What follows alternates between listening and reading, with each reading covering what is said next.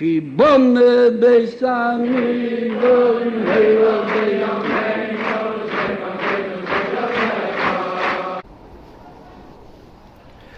Olá, gente! Shalom, shalom a todos! Estamos iniciando o nosso estudo diário das 7 leis. Hoje é quinta-feira, dia 22 de fevereiro de 2024. Quinta-feira, 22 de fevereiro de 2024. Estamos no calendário judaico no dia 13 do mês de Adar, no mês Adar Aleph, do ano de 5.784, desde a criação do mundo. E estamos iniciando nosso estudo diário das 7 leis de hoje. No estudo diário, nós estamos hoje no Guia Bnei Noa, na página 16, capítulo 1, parágrafo 1. Entrando no primeiro capítulo já do Guia Bnei Noa, no qual nós estaremos estudando hoje. E na mitzvah diária, nós estamos na mitzvah diária de não praticar idolatria, ou seja, o mandamento é não praticar idolatria. Esse é o primeiro mandamento dos 7 mandamentos universais e a 15ª ramificação, ou seja, o 15º detalhe desse mandamento é não participar de cultos idólatras. A gente vai estar vendo isso sobre isso também. Hoje a gente vai estar aprendendo mais um pouquinho também sobre como fazer as nossas preces, como fazer as nossas rezas.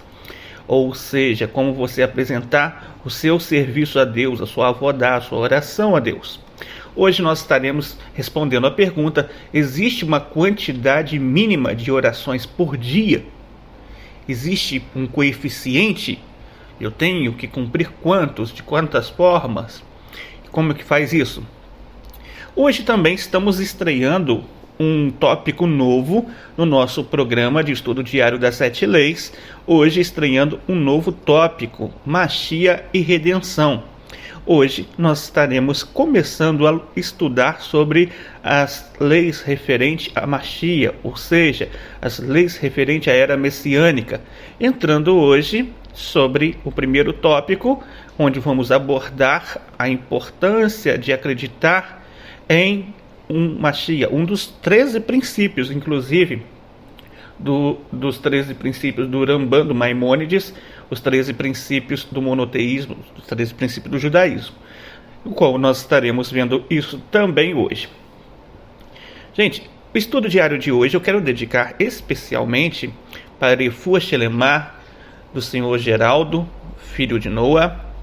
O senhor Geraldo, ele mora lá em Bonito, no estado do Pernambuco, e ele estava um pouquinho gripado, um pouquinho resfriado, então a gente vai estar dedicando a Refuah Shelemah dele nesse estudo diário de hoje.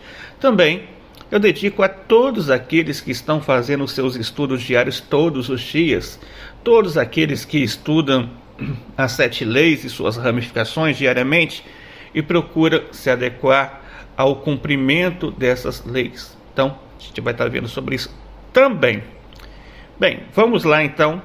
Já vamos começar o nosso estudo diário das 7 leis.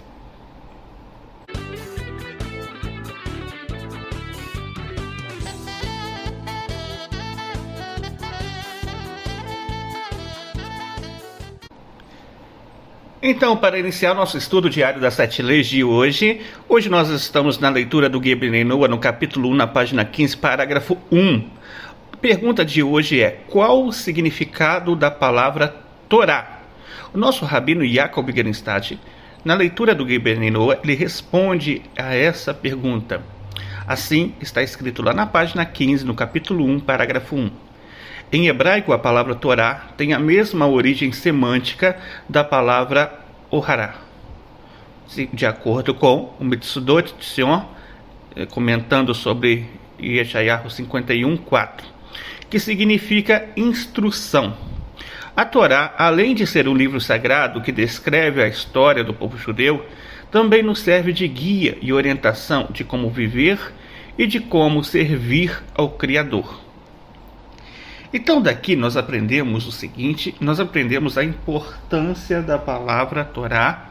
Dentro do seu significado, muitas pessoas, quando ouvem a palavra Torá, logo lembram de lei, né? Por quê? Porque muitas vezes estiveram acompanhando alguns estudos,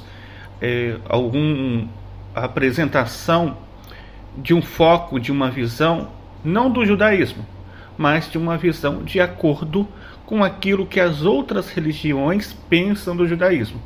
Então, muitas vezes, eles relacionam a lei em si, o tópico de leis, ou muitas leis em um conjunto de leis. Então, não está muito errado, também não está muito errado.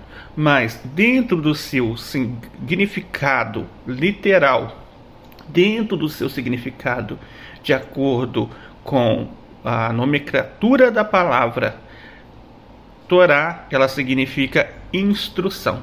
Dentro desse sentido, podemos entender que a Torá ela tem uma instrução, não somente para o povo judeu, mas também tem uma instrução para os não-judeus.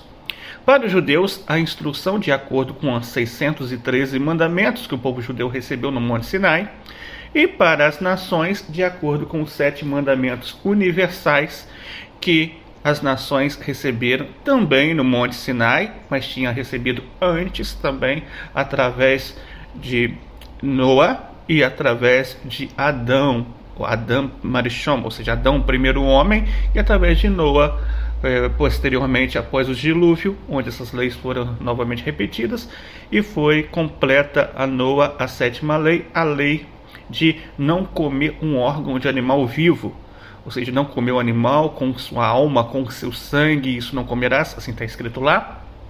O que significa isso? Não comer um membro de animal vivo, ou seja, não comer uma parte retirada de um animal enquanto o coração dele ainda estava em vigor, batendo, e o animal não estava totalmente abatido. Essa é a proibição que se encontra ali. Então, dessa forma, nós aprendemos que devemos também trazer a instrução da Torá, não só para as nossas vidas, não só estudando, mas também vivendo de acordo com as leis universais.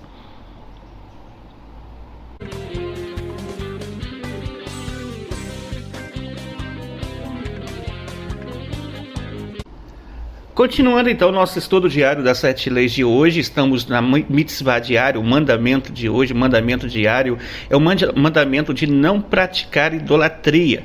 E daqui nós encontramos lá em Gênesis capítulo 2, versículo 16, junto com Êxodo 20, versículo 3, interpretado pela Torá oral no tratado Sanhedrin 56b, está a referência deste mandamento, que é: e ordenou Deus ao homem, não terás outros deuses diante de mim. A lista no qual estamos acompanhando as ramificações neste ano é a lista baseada no livro do Dr. Moshe Weiner, As 7 Leis do Altíssimo.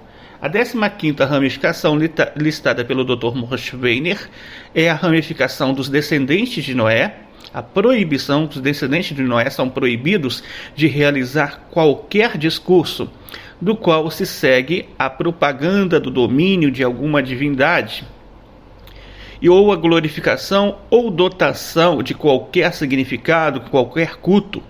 Por exemplo, assumir o domínio de algum ídolo em palavras, dizendo: você é meu Deus, ou dizer como é bonito retratar um ídolo ou servi-lo, e coisas do gênero. Esta proibição também inclui a proibição de rezar a um ídolo ou jurar pelo seu nome. Então daqui nós aprendemos que não devemos adorar qualquer deus falso, de qualquer uma das 4 maneiras padrão, curvando-se, fazendo ofertas de sacrifício, queimando incenso ou derramando libações como vinho ou água.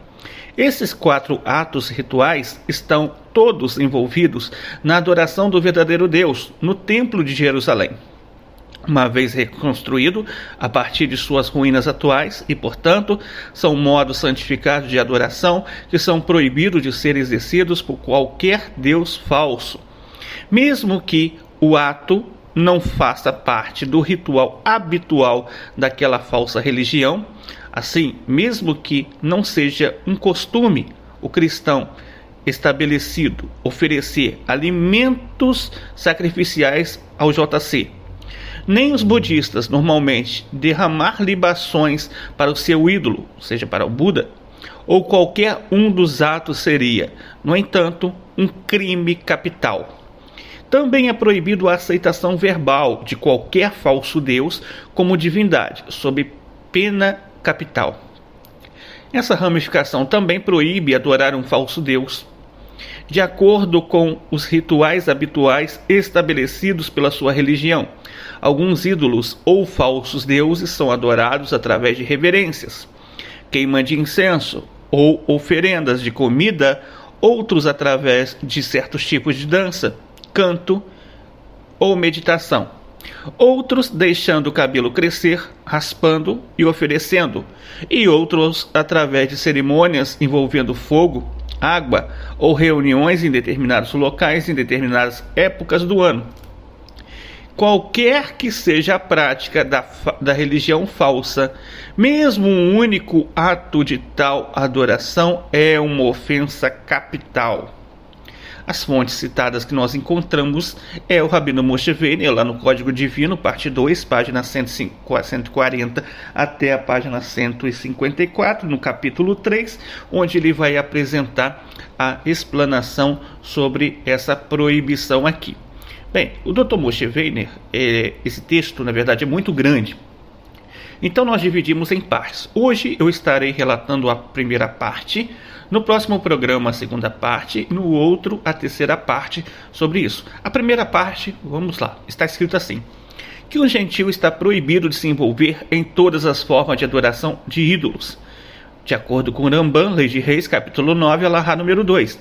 Contudo, se uma pessoa transgride e adora um ídolo, isso não constitui um pecado capital que poderia ser punido por um tribunal baseado na Torá, a menos que ele sirva o ídolo de maneira que é habitual para seus seguidores, ou se ele realiza um dos 4 rituais especiais reservados ao serviço a Deus no templo sagrado.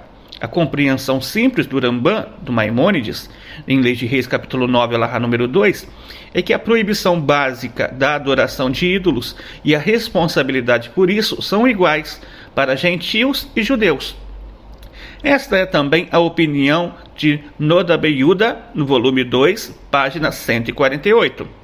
A este respeito, não há diferença se a pessoa serve um ídolo independente, como uma estátua, uma coisa anexa, como uma montanha, um mar, o sol ou a lua, ou outra entidade celestial, um animal ou uma pessoa. Veja no Tratado Sanhedrin 60b e sobre Êxodo capítulo 22, versículo 19, onde é citado que aquele que sacrificar aos deuses será destruído. Isso é permitido somente ao Criador. Deus reservou serviços especiais apenas para si mesmo. E se alguém usa qualquer um deles para qualquer tipo de adoração de ídolos, não o reservou apenas para Deus. Aquele que curva a qualquer ídolo é responsável, com base em Deuteronômio 17, versículo 3, e ele irá e servirá aos deuses dos outros e se prostrará diante deles, ou o sol, ou a lua, ou qualquer hoste do céu, que inclui os anjos, o que eu não ordenei.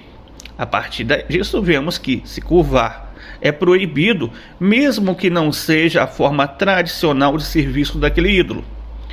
Este é o entendimento simples do Rambam, do Maimônides, em Lei de Adoração das Estrelas e Ídolos, no capítulo 3, alahá número 3. Mas aquele que traz um dos 4 serviços especiais para qualquer tipo de adoração de ídolos, para um ídolo que tem muitas formas tradicionais de serviço, é responsável por realizar qualquer uma delas. A adoração de ídolos, que inclui muitas etapas em seu modo de serviço, por exemplo, colocar o sangue de um sacrifício em vaso, andar com ele, aspergi-lo sobre o altar, faz com que alguém torne-se responsável, mesmo que ele fizesse apenas um desses atos separados de serviços em sua adoração ao ídolo. Parece que isto se aplica apenas a um serviço principal, como a aspersão de sangue. Mas outras ações que são apenas preparativos para o serviço principal não tornam alguém responsável por um pecado capital, embora seja certamente proibido.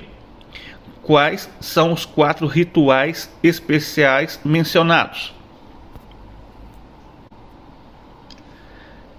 Se alguém abater, queimar uma oferenda, derramar uma libação ou se curvar na adoração de qualquer ídolo, mesmo que essa não seja a forma habitual de adoração, ele será responsável por um pecado capital, porque esses são os serviços que são especificamente exigidos para Deus no templo sagrado. O abate aqui referido é cortar o pescoço de um ser vivo.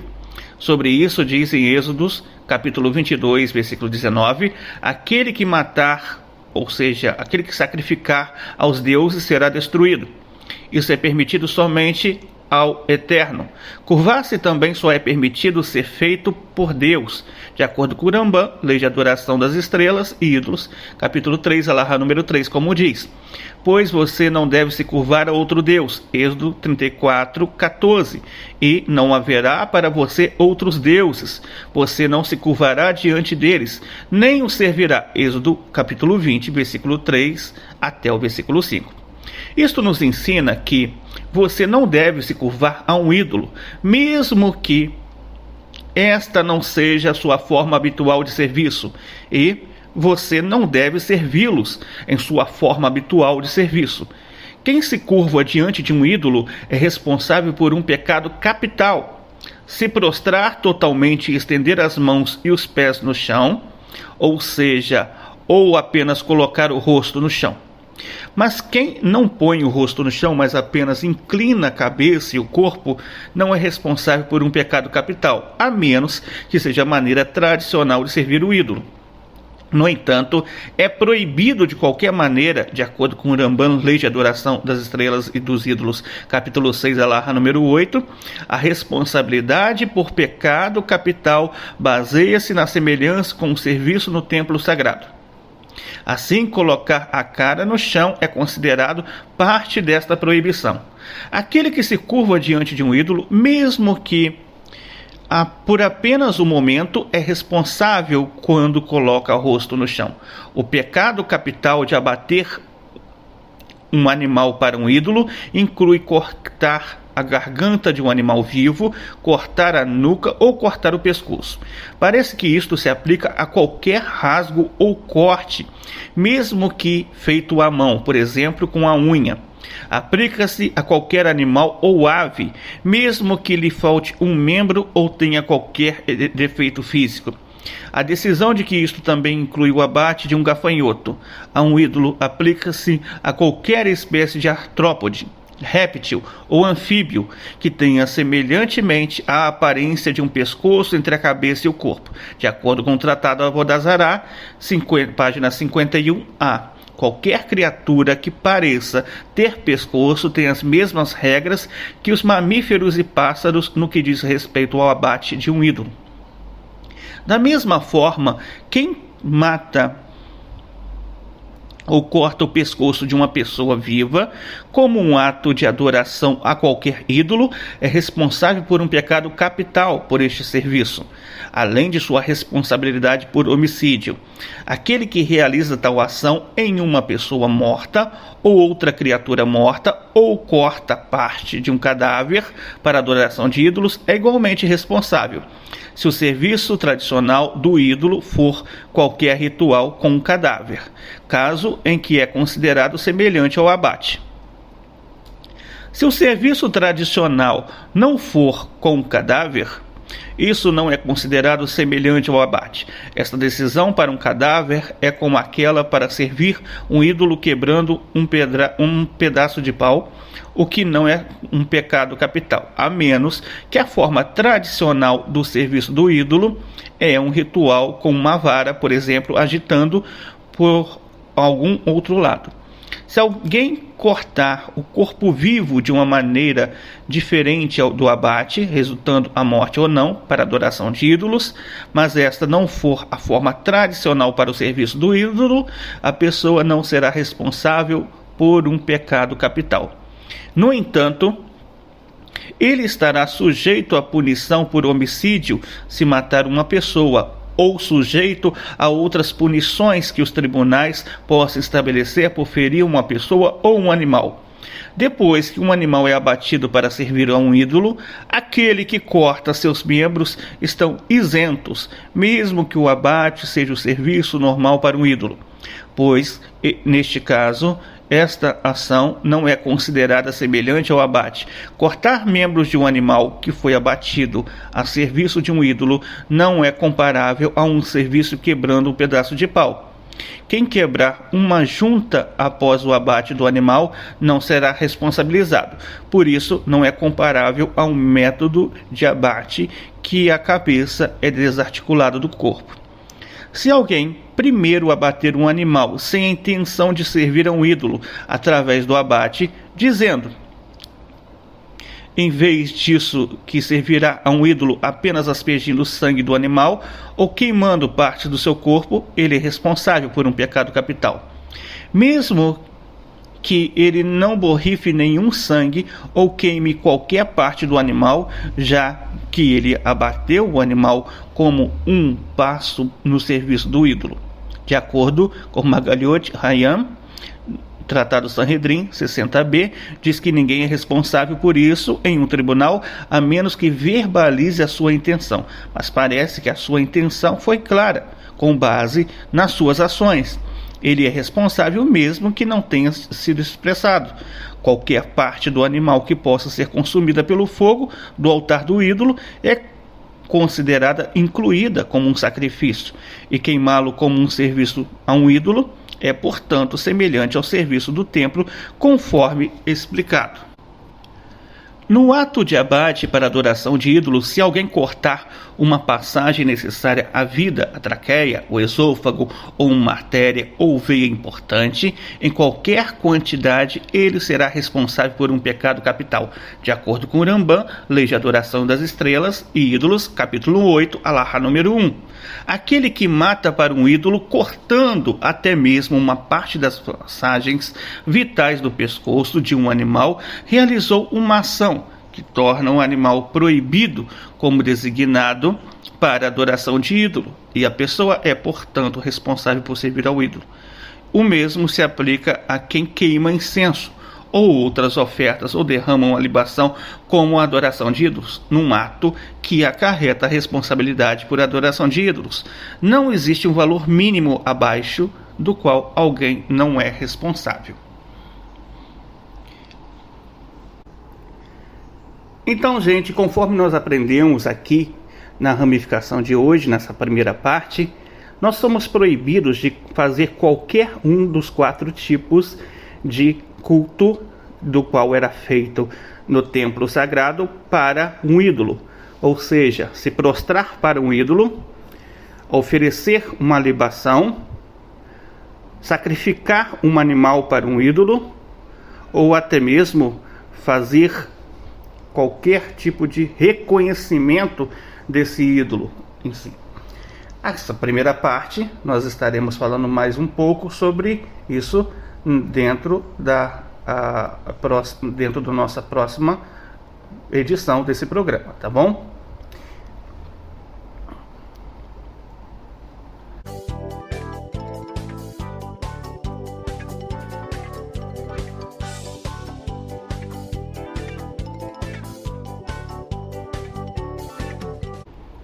Continuando o nosso estudo diário das 7 leis de hoje, nós estamos na segunda pergunta do nosso tópico de aprender a rezar. Nós sabemos que, de acordo com a prática na comunidade Beninoa Brasil, nós temos o nosso Sidur Beninoa e nós estamos ainda nas edições preliminares aqui para fazer um apanhado sobre como ter a devida intenção e aprendendo sobre as preces. Bem, a pergunta de hoje é: existe uma quantidade mínima por dia? Então, primeiro, o povo judeu, ele recebeu uma questão muito importante instituída pelos patriarcas. Abraão instituiu o serviço de Shacharit da manhã, Yaakov o serviço de Arvit e Yitzhak instituiu o serviço de Minha. Esses 3 serviços, eles são os 3 serviços por qual eram feitos os sacrifícios no templo.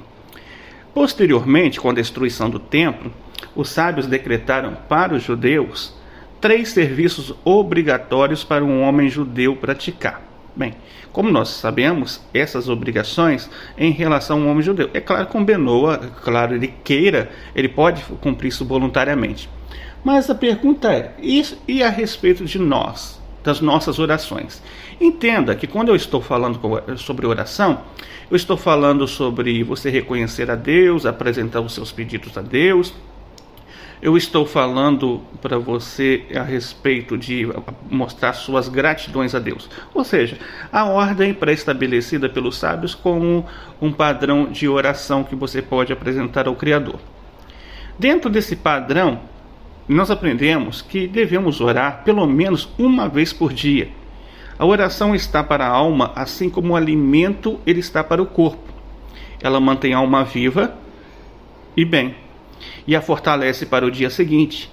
Assim como geralmente não deixamos de comer, também não devemos deixar de orar em nenhum dia. Isto se aplica mesmo que a pessoa não se sinta inspirada a orar. Na verdade, aplica-se especialmente se a pessoa não tiver vontade de orar.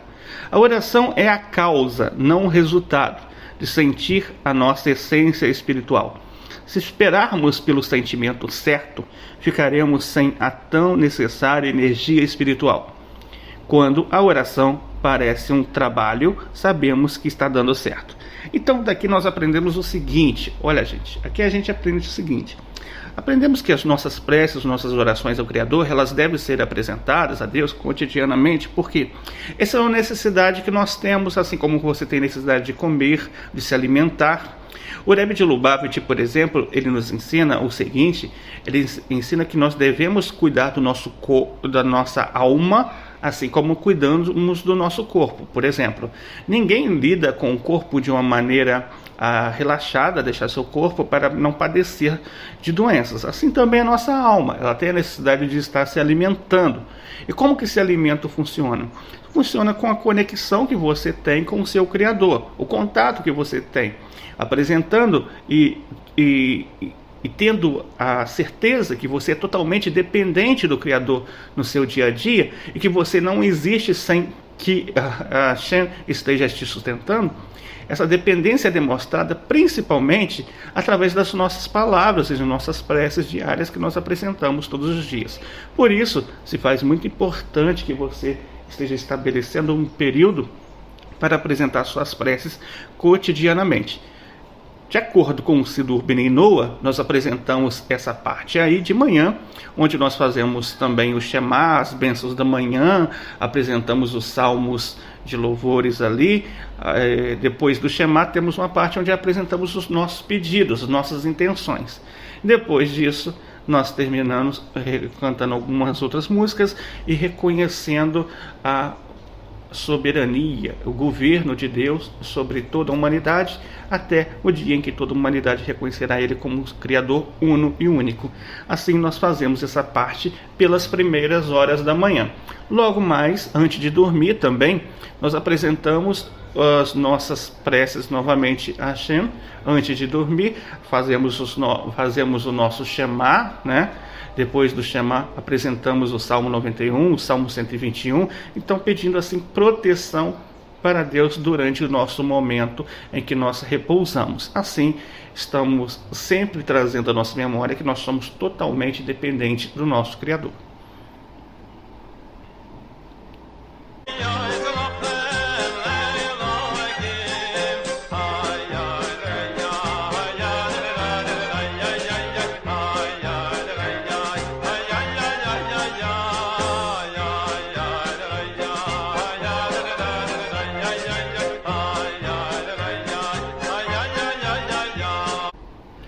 Então, continuando o nosso estudo diário das 7 leis de hoje, estamos iniciando a série sobre os estudos a respeito de Mashiach, a redenção, e hoje nós vamos começar a falar um pouquinho sobre as leis de Mashiach.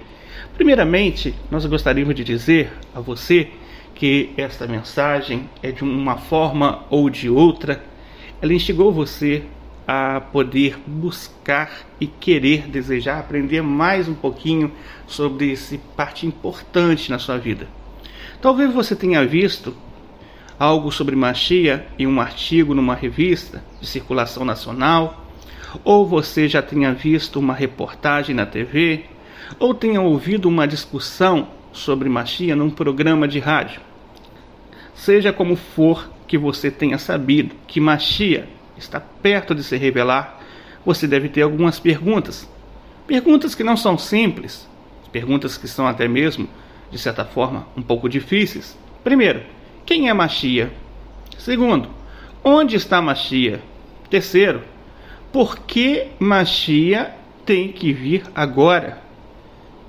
Quarto, o que traz Mashiach?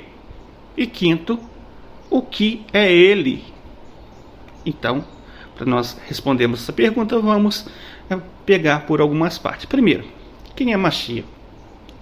Mashiach, dentro do sentido da tradução geralmente abordada em português, ela geralmente é traduzida com a palavra Messias. Muitas vezes ela significa um Salvador, um Redentor, um Rei ungido. Todas estas expressões referem-se a Mashiach, um descendente do rei Davi, que reunirá os judeus do exílio, reconstruirá o templo e trará paz. Trará paz universal para toda a humanidade, não somente para os judeus. Mashiach, ele cumprirá as palavras dos profetas e nos ajudará a trazer divindade para esse mundo. Desde que teve início o povo judeu, é aguardado por ele. Ao longo dessa longa e sombria noite de exílio, que já dura 2000 anos, desde a destruição do segundo templo, o povo judeu anseia, até mesmo exige com urgência a revelação de Mashiach. Então, onde Mashiach está?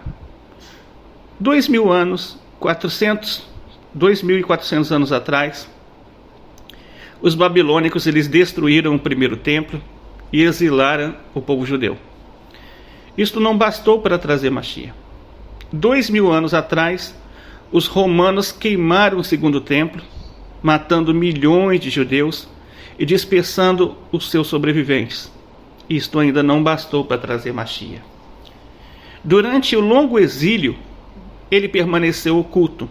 Os massacres bizantinos, a Inquisição espanhola, as cruzadas, as inquisições católicas, as inquisições protestantes, as perseguições, a forca calvinista que matou milhares de judeus, o discurso de ódio de Martinho Lutero, mandando queimar a casa dos judeus e tomar todos os seus bens, os incontáveis pogroms, o holocausto nazista, os expurgos comunistas, durante séculos de tragédia. Acreditamos, rezamos e antecipamos, e o povo judeu exige a revelação de Mashiach. Mas a redenção ainda não veio. Mashiach, por que essa redenção vai vir agora?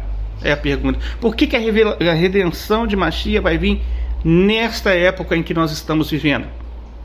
Bem, os maiores eruditos do nosso tempo analisaram a história judaica. Os mais profundos pensadores examinaram os significados íntimos dos princípios e das crenças do povo judeu. E a conclusão unânime deles foram atendidos todos os pré-requisitos. Foram satisfeitas as exigências. Depois de todos estes anos, depois de todos esses séculos, depois de todos esses milênios de espera por Mashiach, agora ele está pronto. Agora ele está nos esperando. E como que nós fazemos para trazer Mashiach? O leão deitado junto com o cordeiro, a transformação de espada em arados, Mashiach traz uma nova realidade. A realidade do ideal.